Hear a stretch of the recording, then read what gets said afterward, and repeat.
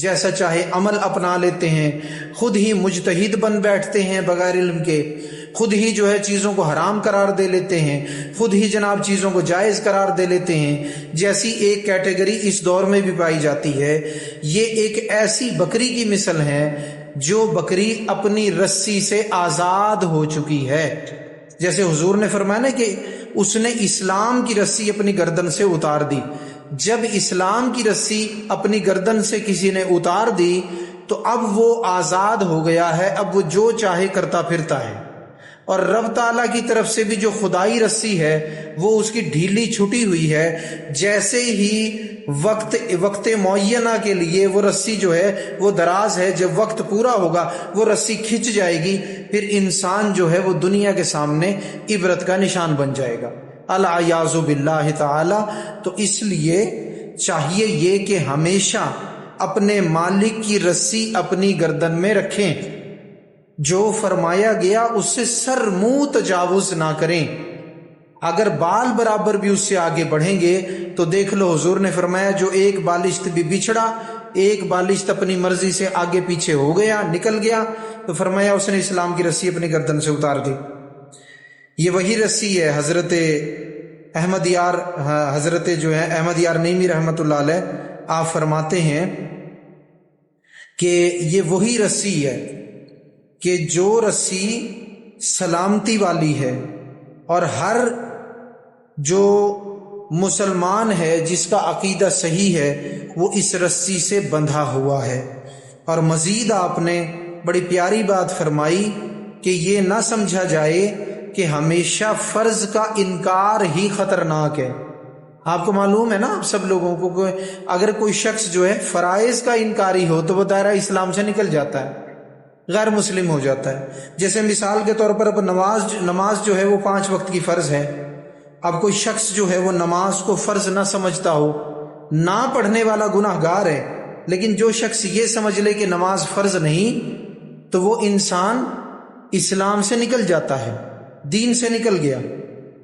تو فرمایا کہ جو فرض کا انکار ہے وہی خطرناک نہیں، بلکہ کبھی کبھی مستحبات کا انکار بھی ہلاکت کا باعث بن جاتا ہے۔ تو اس لیے جو ضابطہ شریعت نے دے دیا وہ اگرچہ فرائض ہوں، واجبات ہو، یا وہ جناب جو ہے سنت موقدات ہوں، یا سنت غیر موقدہ ہوں، یا جناب نوافل مستحبات ہوں، جس قدر بھی شریعت کا کوئی معمولی سے معمولی کام درجے کے لحاظ سے اس کو بھی نہ حقیر سمجھیں نہ اس کا انکار کریں، تب انسان سلامت رہتا ہے۔ کیونکہ بالشت بھر کا مطلب یہ ہے کہ مستحبات کی بھی رعایت رکھی جائے، بالشت بھر کا مطلب یہ ہے، واللہ عالم۔ اسی طرح سے بعض اوقات مستحبات کا انکار بھی ہلاکت کا باعث بن جاتا ہے۔ ذرا اس میں مثال سمجھیے کہ حضرت عبداللہ بن سلام جو پہلے یہودی مذہب رکھتے تھے، پھر حضور علیہ الصلوۃ والسلام کی بارگاہ میں آئے اور آ کر مسلمان ہو گئے اور حضور کے محب بنے، حضور کے عاشق بنے، صحابی بنے، اور جلیل القدر صحابی ہیں، حضور کے صحابی یہ جلیل القدر ہیں۔ حضرت عبداللہ بن سلام یہ علماء یہود میں سے تھے، اور پھر حضور علیہ الصلوۃ والسلام کی بارگاہ میں حاضر ہو کر انہوں نے اسلام قبول فرمایا۔ قرآن پاک میں ان کی شان میں آیات موجود ہیں، ٹھیک ہے۔ تو یہاں پر مفتی احمد یار نعیمی رحمۃ اللہ علیہ فرماتے ہیں کہ مفتی احمد یار نعیمی فرماتے ہیں کہ انہوں نے صرف اونٹ کے گوشت سے بچنا چاہا، صرف اونٹ کے گوشت سے، تو ہوا کیا کہ رب تعالیٰ نے آیت نازل فرمائی اور فرمایا یا ایھا الذین آمنوا ادخلوا فی السلم کافۃ ولا تتبعوا خطوات الشیطان انہ لکم عدو مبین۔ اللہ تبارک و تعالیٰ نے یہ آیت نازل فرمائی، اور جو ہے یعنی کہ اس کا ترجمہ کیا ہے، اے ایمان والو اسلام میں پورے داخل ہو جاؤ اور شیطان کے قدموں پر نہ چلو، شیطان کھلا ہوا دشمن ہے، انہ لکم عدو مبین، بے شک وہ کھلا ہوا دشمن ہے تمہارا۔